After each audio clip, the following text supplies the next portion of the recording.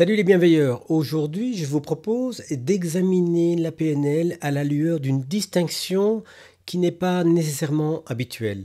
C'est la distinction entre apollinien et dionysiaque, par référence bien sûr aux dieux de la Grèce antique, Apollon et Dionysos.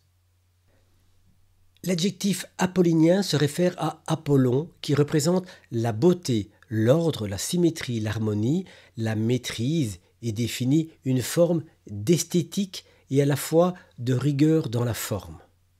Apollon était donc le dieu grec des arts et il symbolise la raison, la clarté, l'ordre et bien sûr la beauté dans sa dimension classique de symétrie et d'harmonie. D'ailleurs, ne dit-on pas d'un bel homme, c'est un Apollon.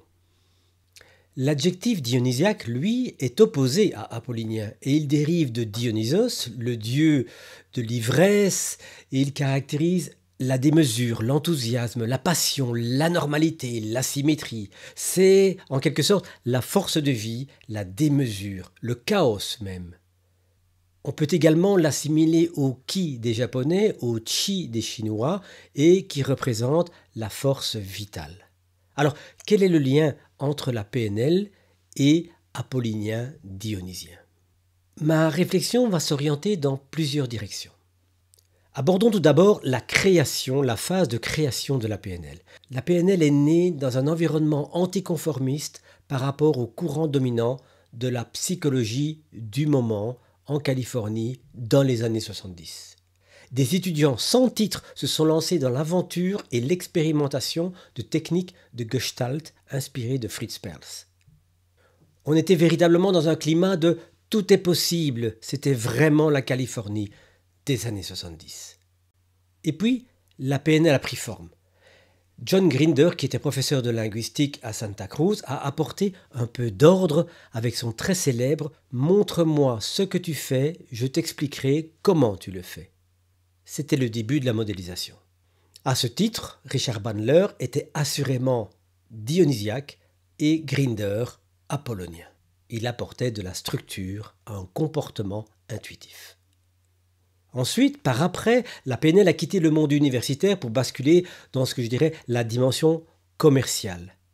C'est donc le retour de Dionysos qui a fait de la PNL une approche innovante, promettant des miracles comme par exemple traiter des phobies en quelques minutes. C'est aussi l'époque de l'envol de personnalités comme Anthony Robbins qui promettait un pouvoir illimité, comme le dit le titre de son best-seller.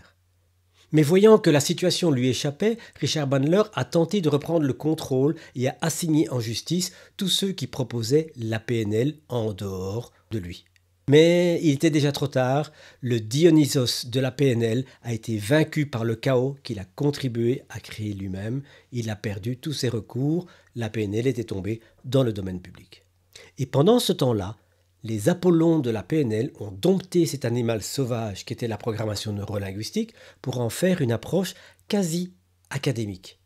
Robert Dills en est sans doute l'exemple le plus connu. C'était l'artisan le plus visible de cette évolution, mais notez aussi Annie Linden qui, par exemple, en 1981, a défini le programme des certifications de praticiens et de maîtres praticiens tel que nous le connaissons encore aujourd'hui.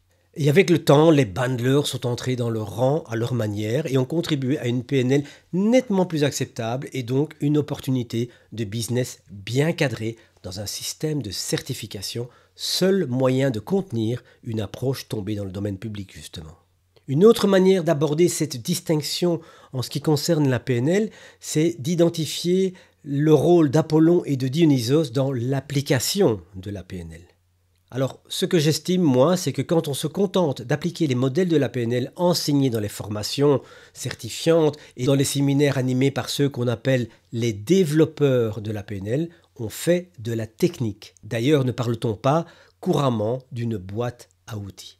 Mais il faut, je pense, revenir à l'essence de la PNL, c'est-à-dire la modélisation. Et la modélisation, ça veut dire l'étude de la structure subjective de l'expérience. Et donc, on entre dans une dimension qui, au lieu d'être purement technique, application d'outils dans un cadre donné, passe à une dimension vraiment artistique.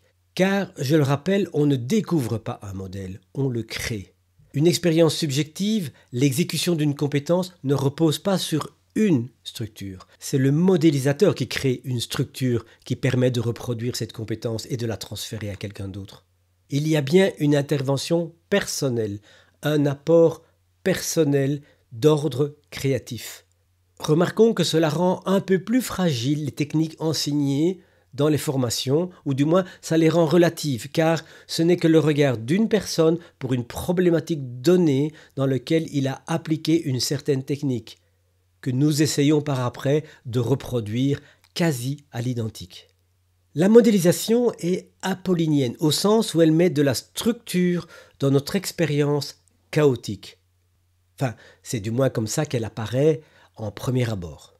Vous savez, ces comportements d'excellence qui sont exercés devant vous et que vous vous demandez « mais comment fait-il ? Comment fait-elle » Mais une fois le modèle élaboré, une fois la technique développée, il faut redevenir dionysien, c'est-à-dire reprendre contact avec les forces de vie en présence, et je veux dire ici, chez la personne que l'on va guider dans la technique. Il faut donc déstructurer l'utilisation du modèle qui a été créé. La pratique complète de la PNL est donc une alternance. Ça commence par un chaos, celui de la compétence qui est exprimée. Ensuite, la création apollinienne du modèle qui va apporter une structure. Ensuite, on va rencontrer la subjectivité dans toute son énergie vitale, c'est-à-dire sa dimension, je dirais, déstructurée dans son expression pure. Et celle-ci va nous obliger à déstructurer la structure rigide du modèle pour pouvoir l'appliquer à la situation concrète, vécue par la personne.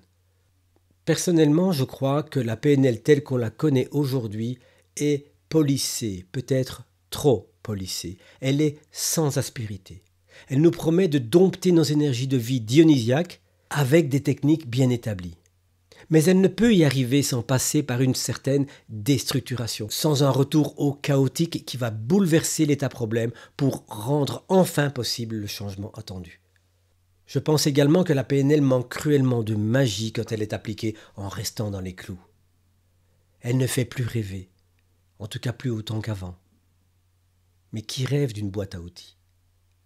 Il est plus que temps de revenir à ce que j'appelle l'essence de la PNL. Une PNL qui remet la modélisation au centre et ramène les techniques au statut qu'elle n'aurait jamais dû quitter, à savoir celui d'illustration de ce que la PNL peut faire, peut produire.